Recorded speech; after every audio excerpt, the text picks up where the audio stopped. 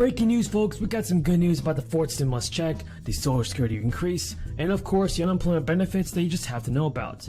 Be sure to stay until the end to find out more information on this. So as millions of people... It's a great honor to be here, it really is. Commissioner, thank you for the introduction.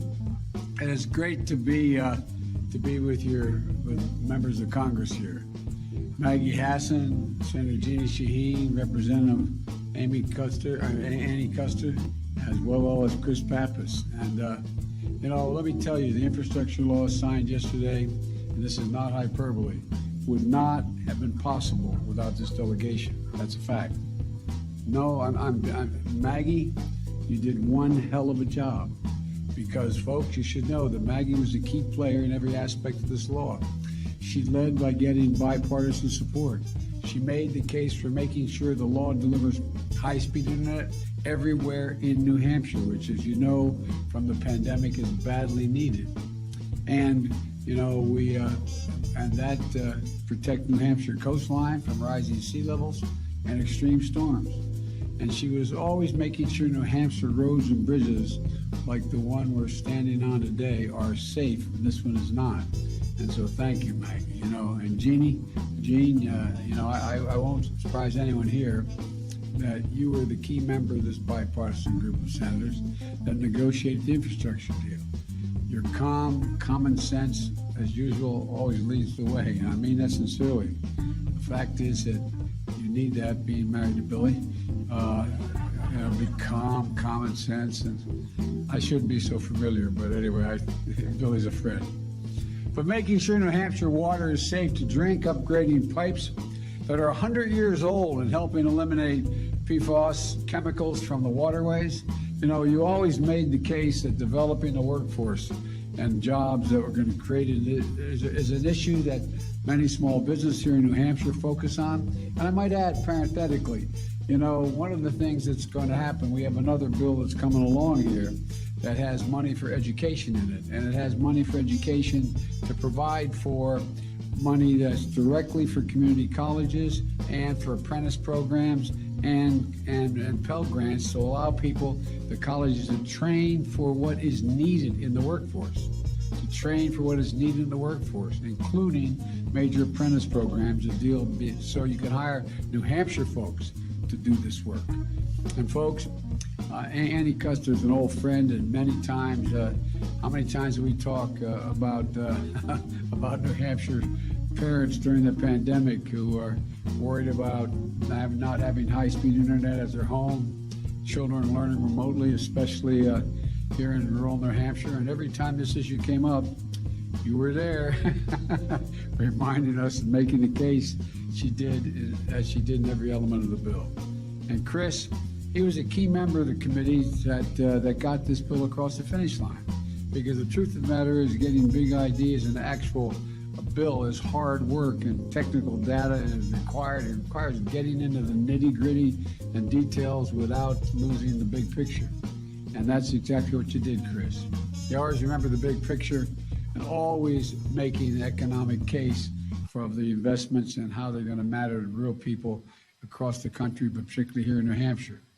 And how clean water, access to the internet, rebuilding bridges, and everything in this bill matters to individual lives of real people. This is not something abstract. Folks, it's not hyperbole to say that your delegation is laser focused on your needs, the people of New Hampshire, the concerns that are discussed around our kitchen tables. This isn't esoteric. This isn't some gigantic bill. It is, but it's about what happens to ordinary people. Conversations around those kitchen tables that are both profound as they are ordinary. How do I cross a bridge in a snowstorm? What happened? Think about it. You're in a situation, what happens if the bridge collapses and there's a fire on the other side? It's going to take 10 miles longer to get to the fire. People could die. I mean, this is real. This is real stuff. What does it mean if a school bus or water treatment trucks or logging trucks can't cross? It means jobs. It means time. It means energy.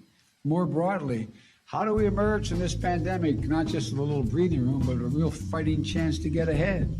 There are the things that take place at the kitchen tables where I grew up and where all of you, where everybody's living. And Maggie, Jean, Annie, and Chris, and me, we all Will continue to feel the financial fallout of the crisis. Two of the country's biggest cities are committing millions of dollars to help struggling families. Cities like Chicago and Los Angeles are rolling out guaranteed basic income pilot programs that will provide monthly payments to low-income residents for 1 year. Los Angeles' program will give 3,200 people $1,000 a month, and Chicago's initiative is going to provide $5,000 residents a $500 a month stimulus check. Recipients will be picked at random, and applications for LA's initiative closed Friday, but Chicago is still hammering out the details for its program. So good folks, this is all good news for us because we're going to see more stimulus payments in the near future. So in July, Los Angeles County supervisors approved a 3-year pilot program for residents ages 18 to 24. And California is also looking into the potential of launching a statewide initiative to help out Americans that are still struggling financially. That's great news, everybody. So the idea of giving direct cash assistance to low-income residents has been tossed around for generations by economists, legislators, and community leaders. It has gained significant momentum during the crisis. According to census data, 18.4% of Chicago residents experience poverty, compared to 18% of LA residents, and that's higher than a national average of 11%. But the number of people living in poverty declined overall during the crisis because of the massive stimulus relief measures that were enacted.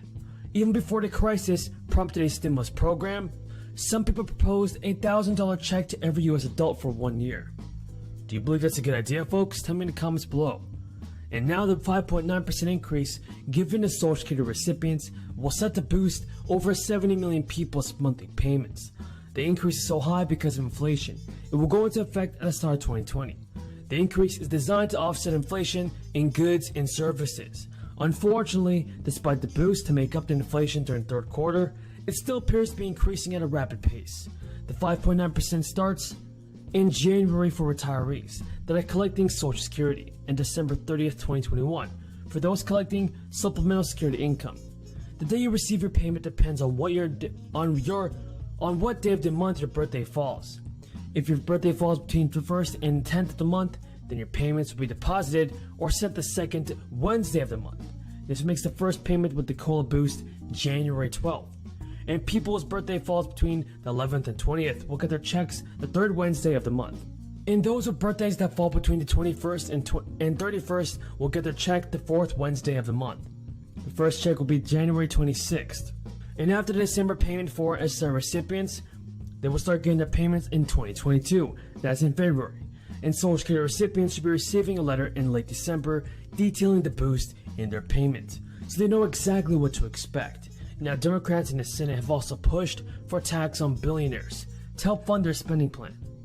The proposal, called the Billionaires Income Tax, may affect roughly 700 Americans with more than $1 billion of wealth, or earnings over $100 million annually for 3 consecutive years. Chris, and me, we all ran for office.